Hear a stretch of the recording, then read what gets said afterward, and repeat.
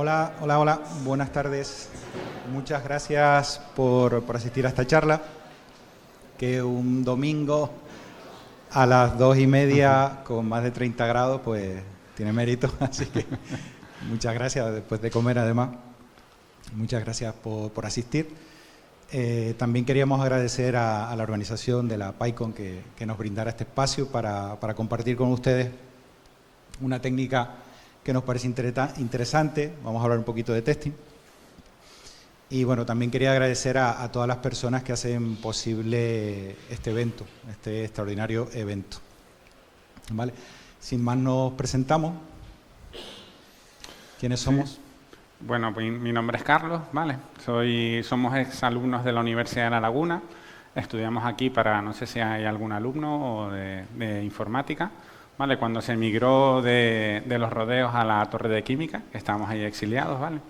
Y nada, y un poco comentarles nuestro background en Python, ¿vale? En principio, nada, el proyecto final de carrera lo hicimos en aquella lejana versión de la 1.6, ¿vale? Hace ya muchos años, y siempre hemos trabajado o hemos intentado siempre intentarlo introducir en nuestros trabajos. Desgraciadamente el mundo laboral, sobre todo aquí en la isla, pues te lleva por otro tipo de tecnología, pero siempre lo hemos tenido en el corazón y lo hemos intentado incorporar, ¿vale? Ahí es un poco las tecnologías que hemos usado en antiguos trabajos que hemos estado, y actualmente estamos trabajando en FMIT, y sí hay bastantes equipos ya integrados 100% con Python, y afortunadamente pues somos uno de ellos, ¿vale? Y yo concretamente pues estoy trabajando con Python en una herramienta, en una API, haciendo búsquedas por similitud de forma masiva, hablando con millones de datos, y vale, bastante interesante, ¿vale? Y Juanmi, si quieres continuar. Sí, bueno, mi nombre es Juan Miguel. Como ha dicho Carlos, Python nos ha acompañado durante toda nuestra vida laboral, de distintas formas, en nuestro proyecto de final de carrera, y ahora en la empresa pues tenemos la suerte de poder utilizarlo a diario. Nos facilita mucho la vida en las labores que comentó Carlos, ¿no? De procesamiento de datos, machine learning y bueno, todo lo que hemos visto en estos 3 días. Sin más, vamos al índice de lo que vamos a ver, ¿vale? Les enseñaremos un poquito, bueno, antes de eso me gustaría preguntarles vuestra relación con el testing. Una relación de amor-odio. No sé cuántos de vosotros trata los test en primer lugar, hace TDD, BDD, algo así. Vale, bastante. ¿Cuáles los sufre? ¿Quiénes tienen que subir test para subir una funcionalidad y llegar a un nivel de cobertura? Vale.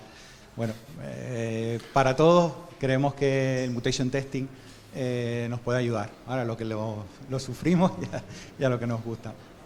Vale, veremos rápidamente en qué consiste. Vale, intentaremos hacer un ejemplo práctico. Vamos a ver si no la liamos y se nos rompe. ¿Vale? Y después veremos algunas relaciones con otros frameworks de testing y cómo se integran. Vale. Sin más, nada, comentar si entiendo que ya todo el mundo sabe lo que es la cobertura, ¿vale? Pero básicamente definirlo por encima, ¿vale? Básicamente son tus test, pues cuántas líneas de código o el porcentaje de líneas de código que testean, ¿vale? Y es una de las métricas que más se repiten, más se comentan entre compañeros, o si se rompe el ciclo de CI/CD, o si no puedes hacer pull request porque te están fallando los tests, etcétera, ¿vale? También los porcentajes mínimos de cobertura. Y luego, bueno, aquí introducir un poco el tema de si es una buena métrica o no, ¿vale? Si es una buena métrica o no. En principio se está usando casi como, oye, pues mira, si tengo un alto porcentaje de cobertura, mis tests están muy bien y bueno, y el proyecto está muy bien testeado, ¿vale?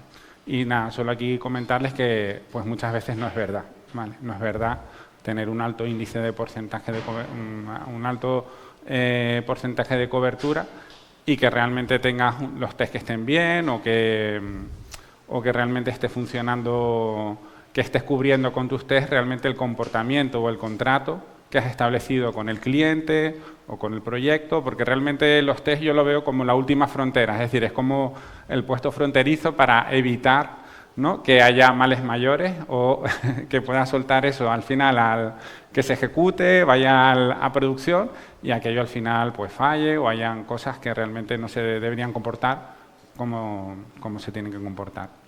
Entonces, bueno, pues si eres de las personas que a lo mejor estás diciendo, oye, realmente tengo unos buenos test, mi software realmente estoy completamente seguro que esté funcionando, pues si eres de los que te hacen esa pregunta, pues bueno. Vale. El mutation testing, ¿qué queremos hacer? Queremos poner a prueba nuestros tests, ¿vale? Queremos ver hasta dónde llegan y para eso vamos a utilizar los mutantes. Vamos a hacer pequeños cambios en el código y vamos a lanzar los tests.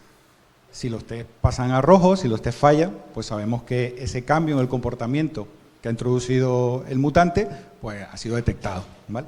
Si no, pues bueno, podemos tener un problema, podemos tener algo no cubierto, podemos tener algún caso que el negocio no nos haya contado, ¿vale?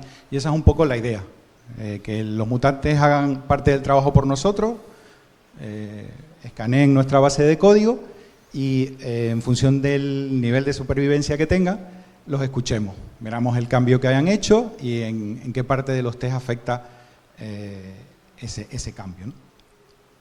Escenarios potenciales donde se puede utilizar esta técnica, pues código de legado, lo que ha dicho Carlos. Si nos llega un código que no confiamos en él, no lo hemos hecho nosotros, no sabemos cómo se ha hecho, si queremos ver sus test hasta dónde llegan, qué parte cubre y qué parte no, pues esto es una técnica ideal, ¿vale?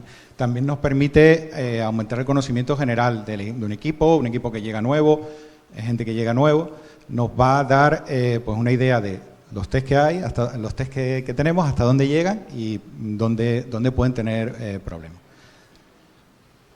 Ahora vamos a ver los tipos de mutaciones. Hemos elegido aquí en los que usa el framework que vamos a usar. Hay muchos más, dependen del lenguaje, dependen del framework. Vale, ahora vamos a verlos rápidamente uno a uno. Vale, son pequeños cambios en el código. Ahí ven la primera mutación, la más sencilla, la de expresiones. ¿Vale? Sustituimos las asignaciones por none o por cadena vacía. La siguiente, numérica, pues incrementamos una unidad, un valor numérico, una constante numérica.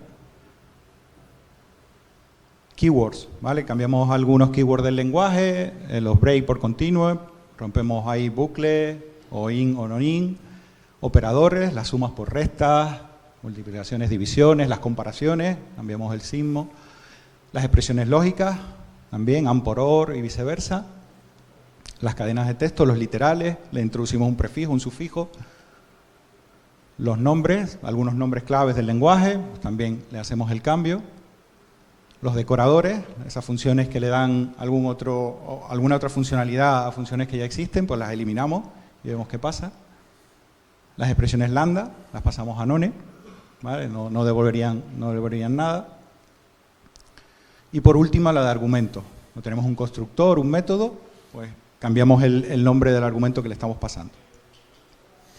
Vale, y aquí vamos a hacer un pequeño recap, ¿vale? De lo que ha comentado Juanmi, ¿vale? Al final las mutaciones o los mutantes realmente son bifurcaciones en el código que una herramienta genera por ti, ¿vale? Y lo que los frameworks hacen básicamente es definir un flujo de trabajo que es muy sencillo, prácticamente es el mismo para cualquier framework o cualquier librería o herramienta, y es básicamente lanzar la herramienta, revisar los resultados, básicamente van mutando el código y te van diciendo, oye, pues mira, han aparecido tantos mutantes que han sobrevivido a tus test, seleccionas el mutante que te parece más interesante, ¿vale? Que ahí es un poco también la selección del mutante y un poco aprender, que es lo que comentaba Juanmi, qué te dice el mutante, ¿vale? Y refinas los test, ¿vale? Básicamente amplías el test para que ese mutante no sobreviva a los test, ¿vale?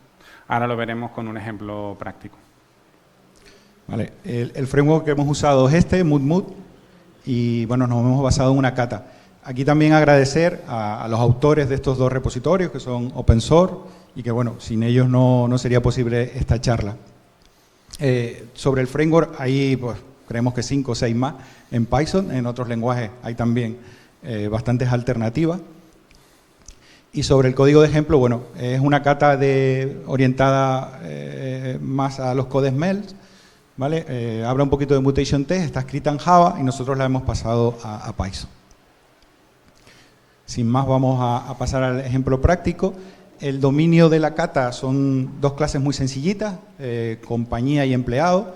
El empleado tiene algunas características, como son el sueldo, y la compañía pues, permite hacer operaciones sobre los empleados que tiene, como añadirle, subirle el sueldo. ¿Vale? Lo primero que vamos a hacer, como os he comentado, partimos de una base de código con test. Los test tienen que estar en verde.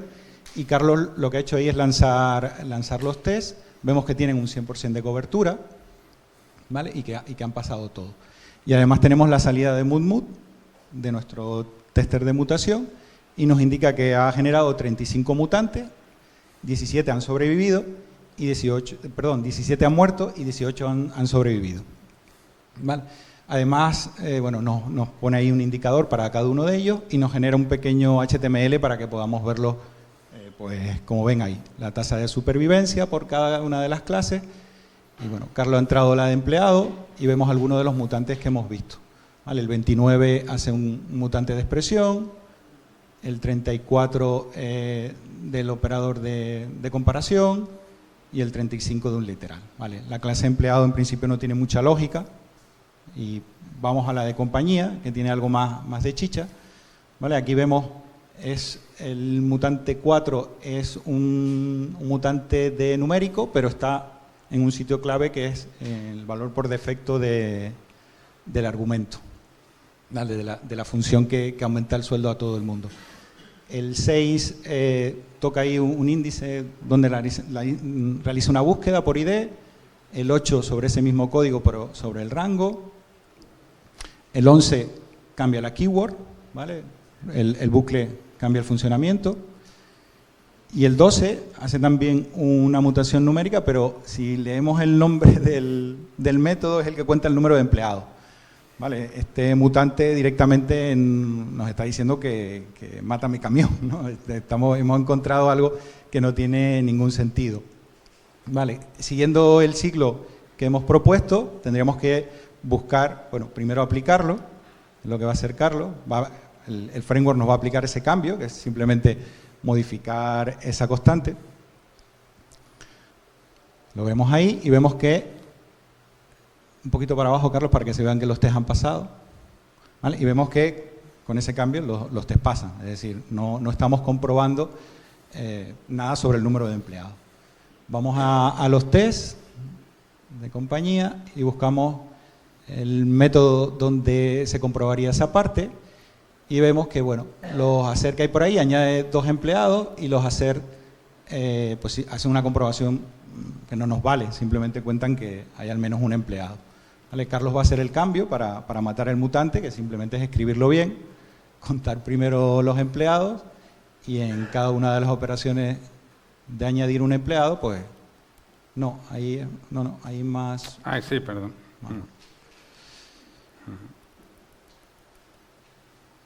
Y para el caso de abajo, más 2.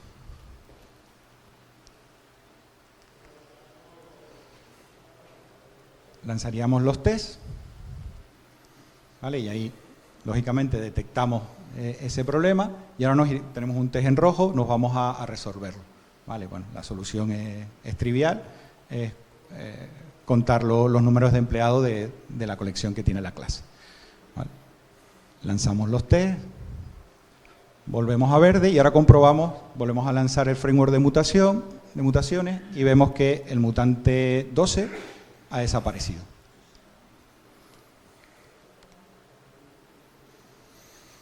¿Vale? 4, 6, 8, 11 y 15. ¿Vale?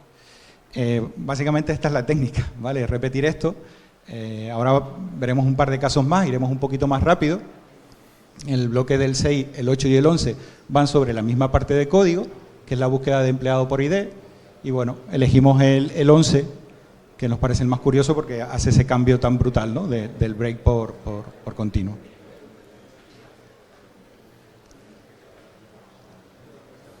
Volvemos a tener un mutante, los test en verde, ¿vale? En este caso vamos al test que busca esa parte. Sí,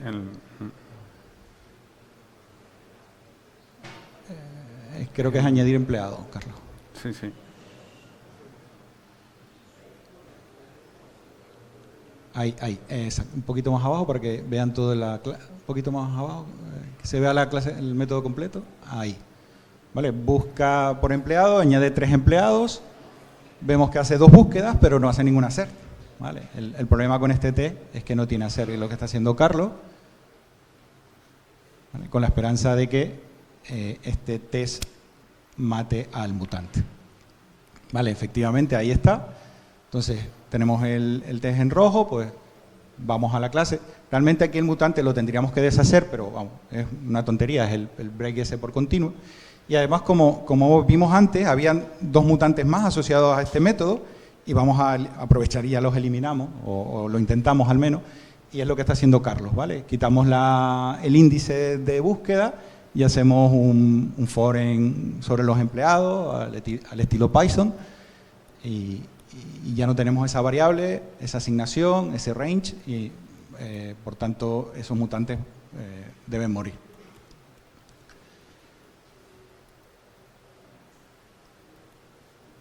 Ese último caso, cuando no encontramos un empleado que debemos devolvernos. Volvemos a lanzar los tests. ¿Vale? En verde, las mutaciones, y ahora deben desaparecer el 6, el 8 y el 11, si no recuerdo mal. Vale, ahí está, el 4 y el 15. Por último, vamos a ver un caso un poquito más sutil, que es el 4. Si lo recuerdan, es el que le aumenta el sueldo a todos los empleados, ¿vale? En una cantidad. Ahí el mutante lo que nos está cambiando es el valor por defecto. Ahí lo que nos dice es que no tenemos ningún test que verifique qué aumento de sueldo tendría un empleado cuando no le pasamos ningún parámetro. Entonces seguimos la técnica, aplicamos el mutante, ahí lo tenemos, y para abordar vamos a escribir un nuevo test que cubra ese caso que no está cubierto. ¿Vale? Que es lo que va a hacer Carlos ahora. Hasta aquí va a tener que escribir un poco más. Default employee, sí.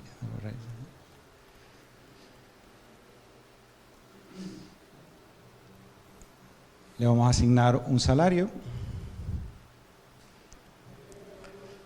de 100.000 unidades y un nuevo salario que, si no recuerdan mal, en el mutante era 101, ¿vale? El valor por defecto era de un 1%, sería 101.000. ¿Vale? Ahí Carlos va a copiar la parte de añadir un empleado y verificar su sueldo.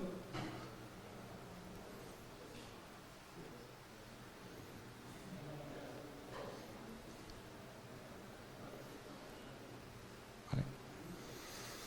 Añadimos el getRaiser sin parámetros en este caso. Buscamos a Dave y esa expresión la sustituimos por el nuevo salario. Y bueno, como estamos comparando en coma flotante, pues tenemos ahí el pytest.approx que nos permite comparar en igualdad ese caso. Lanzamos el test y increíblemente va verde, ¿vale? Aquí nos ha descolocado un poco porque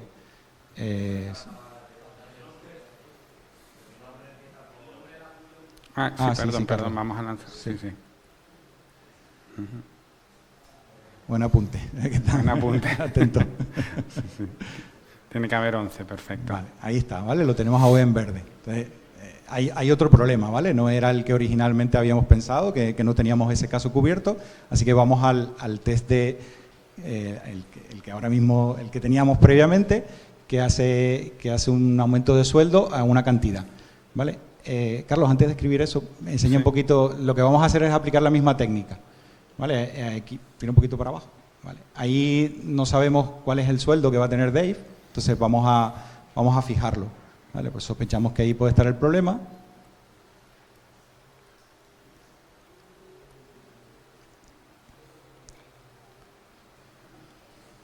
Este caso es del 10%.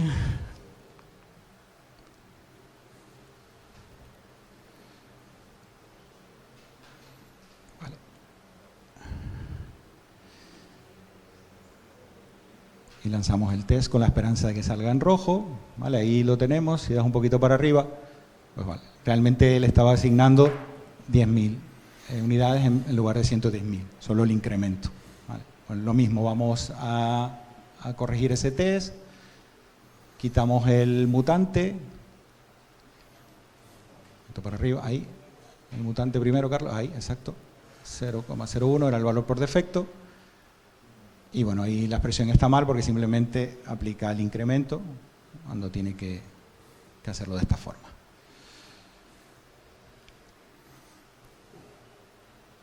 Y bueno, estos son los 3 casos que queríamos enseñarles.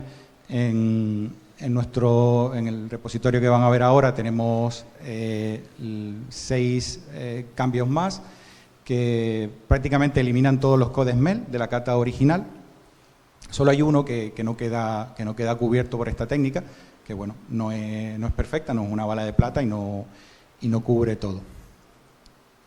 Vale, ahí tienen lo pondremos en el Discord, el repositorio del código. Y bueno, como os he comentado antes, la cata original era sobre codes MEL. Aquí en Canarias, en Tenerife, las 2 organizaciones que aparecen ahí, que participamos, pues han hecho pues, la semana pasada una charlita sobre codes MEL y meses atrás una cata también sobre tests MEL. Vale, que bueno, es una técnica complementaria, ¿no? El mutation testing, y los codes MEL está muy relacionado. Al final los mutantes lo que nos están enseñando es esos defectos en el código. A diferencia de los codes MEL, pues no necesitamos tener gran experiencia o conocer en profundidad cómo escribir un buen test, porque el mutante nos lo va a señalar. ¿Vale? Por último, ¿cómo se relaciona con test unitarios, integración? Lo que hemos visto es código de juguete, test unitario. Bueno, el ciclo consiste en hacer mutaciones y volver a lanzar la suite de test. Si tenemos un test que tardan minutos, bien, como pueden ser los unitarios. Si tardan más de minutos, horas, pues la integración pues se hace inviable la técnica, ¿vale? No sería aplicable a ese caso. Y nada más, nos gustaría conocer vuestras preguntas. Tenemos camisetas por aquí para el que quiera preguntar. El que se anime a preguntar. De regalo.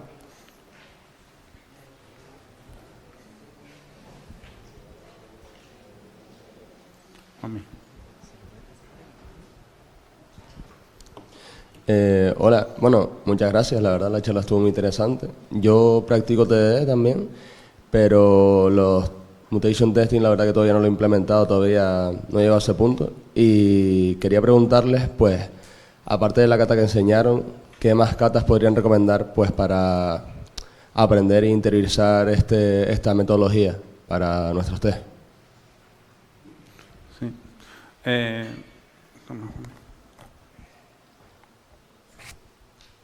La verdad que de mutation test no encontramos muchas, sí de codes MEL. De codes MEL sí tiene muchísimas más, hay más variedad. De mutation testing como cata no hemos visto, aparte de esa, pocas más. Así que esa es la experiencia que tenemos. Incluso esa tenía poquito, ¿sabes? Es decir, de temas de mutation test no tenía demasiado. Lo bueno es que realmente esta técnica a lo mejor no es para aplicarla de forma sistemática, sino más para lo que comentaba Juanmi, más para conocer, más para interiorizar y para también asegurarte, ¿vale? De que realmente no puedas tener ahí defectos ocultos que no te hayas enterado. Por ejemplo, el del parámetro por defecto era un comportamiento que realmente era importante gestionar ese parámetro por defecto y no estaba contemplado en los test y teníamos un 100% de cobertura. Vale, entonces... Sí, buenas. Un par de preguntas. Teníamos curiosidad qué entorno estabais utilizando, pues, con el código y el entorno. ¿El IDE? Sí.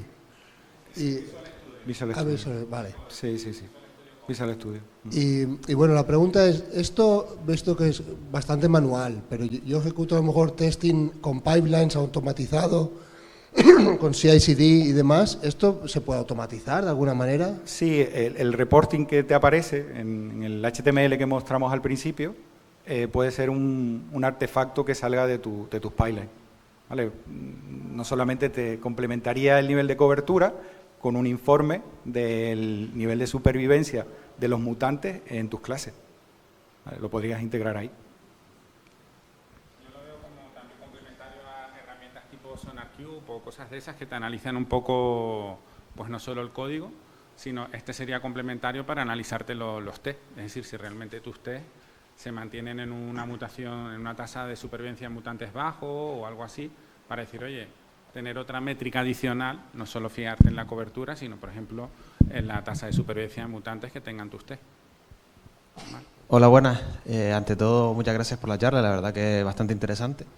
Me gusta mucho el enfoque que le han dado y los diferentes tipos de mutantes que hay, pero me gustaría saber si hay alguna manera de que el framework o la herramienta que están utilizando les dé un poco más de información. Es decir, en el HTML estaban todos los mutantes y tal, pero no te dice qué tipo de mutante o no te ayuda mucho a saber, ¿sabes? Si tienes que fijarte mucho.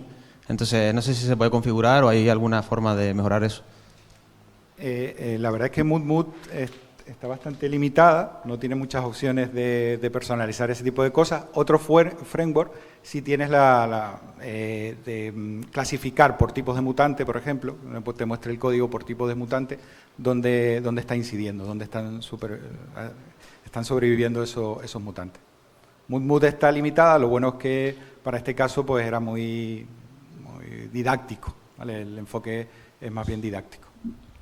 Yo lo que quería saber si era el tema de la librería o había otras opciones que fueran un poco más claras. Pero vamos, si es para eso, entonces bien. Sí, es el tema de la librería. Hay otro framework, por ejemplo, que tiene los mutantes básicos y luego tienes extensiones de tipos de mutación. ¿Vale? Entonces puedes extender y puedes ahí ampliar e incluso más agresivos, porque claro, ahí depende de lo que le hagas al código. Entonces la agresividad de la mutación en el código es lo que puedes configurar en determinada. Mood es muy rápido porque trabaja a nivel de AST del código tal, entonces las modificaciones son súper rápidas. Hola. Bueno, a mí me ha parecido la idea súper curiosa porque yo he hecho alguna cosa de programación genética, pero nunca jamás se me habría ocurrido aplicarla al testing y la verdad es que me parece una idea muy buena porque te dejas de variables por ahí que no valen para nada y esto lo pillaría rápido. Lo que me llama la atención es que, claro, al final hay un montón de modificaciones que puedes hacer el código y cuando decías que salían aquí 36 mutantes, digo, joder, poco me parece, ¿no? Porque cuando tengas una base de código grande, aquello puede explotar muchísimo. Entonces, ¿estas librerías qué hacen? ¿Intentan hacerte todas las mutaciones posibles o te hacen un muestreo ahí? Lo mismo, Mood bastante sencilla y va barriéndolo todo. En otros lenguajes hemos visto algunas que hacen optimizaciones y no buscan ciertas heurísticas donde ya sabemos que no van a aportar información adicional al report final que te va a dar. Algunas incluso que le dicen, mira, solo el código que está cubierto, por ejemplo. Y hay herramientas que te dicen, solo lo que tienes cobertura es lo que quiero que me mute. O no, o fuera. Entonces, pero Mood esta la hemos seleccionado porque es la más simple y la más fácil de entender, ¿vale? Pero hay otras herramientas, incluso multilenguaje, no solo de Python, sino que aplican temas de mutación a varios lenguajes que son más complejas y tienen en cuenta también los parámetros de cobertura, ¿vale? La información de cobertura. Gracias.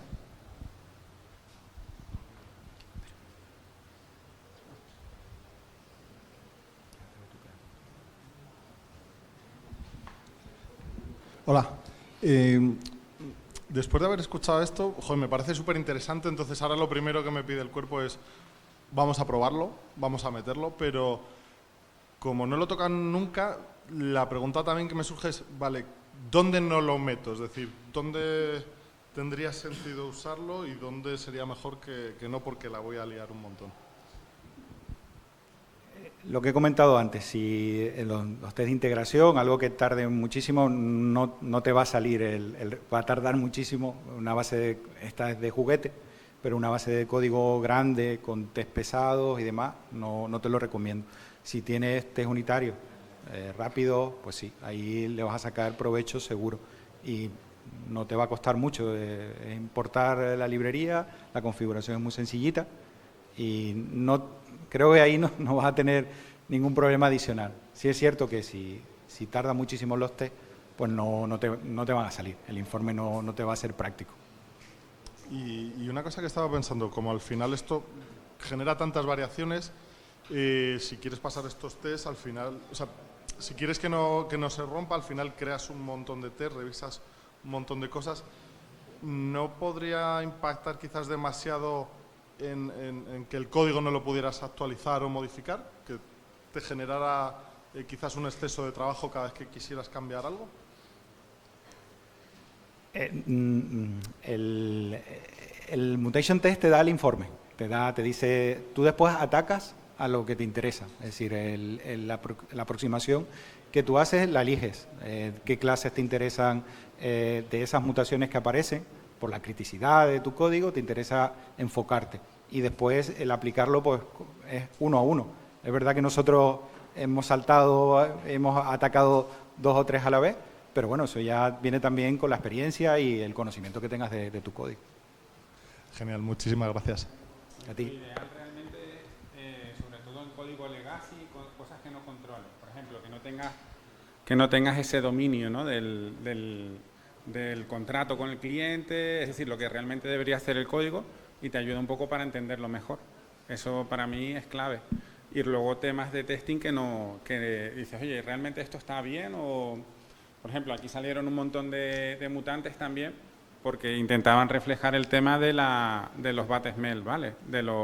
Realmente cuando atacabas al mutante estabas atacando no solo oye, que no estaba contemplado en el test, sino que tenías algo mal. Por eso teníamos que modificar también el código, ¿vale?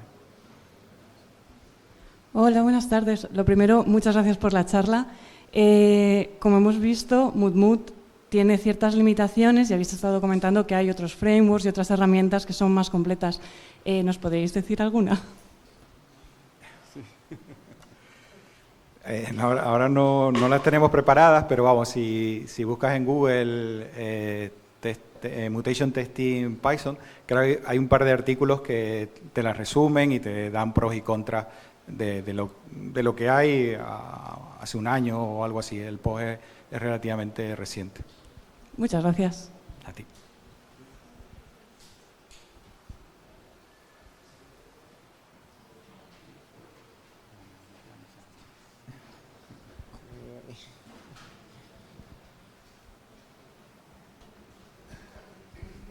No sé si lo habéis dicho ya, pero para usar esto tendríamos que tener cobertura del 100% o si no la hay... Vale. No, lo necesitas en los test en verde. ¿Vale? La cobertura de 100% es este caso de juguete y era un poco para demostrar que realmente se puede conseguir cobertura de 100% sin que los test ni el código funcionen. Simplemente eso. Gracias. ¿Alguna pregunta más?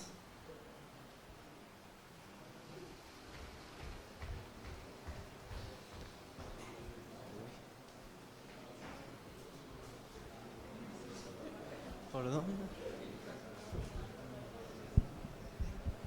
Buenas, bueno, gracias por la charla. Perdonen si lo han dicho antes, pero bueno, yo pregunto porque me quedo con la duda. ¿Este tipo de prácticas la tienen integrada dentro de sus procesos de desarrollo actuales? En la integración continua no lo tenemos actualmente y lo hemos usado en los casos que hemos visto. Cuando nos llega código que no conocemos, yo personalmente lo he utilizado en código que he hecho yo, pero hace mucho tiempo y no recordaba cómo estaba y lo he lanzado sobre mi código. Pero lo atacamos de manera puntual. No forma parte de las prácticas diarias del mutation testing.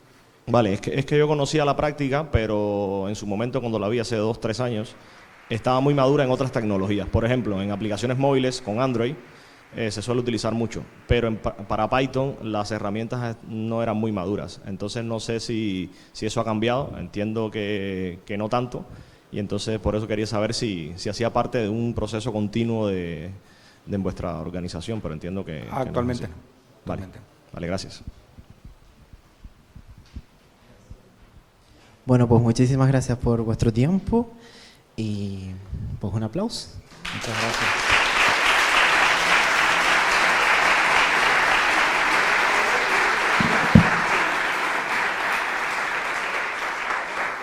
A todos los que han preguntado, que me he perdido quiénes son, pueden pasar a recoger la camiseta. Vale, gracias.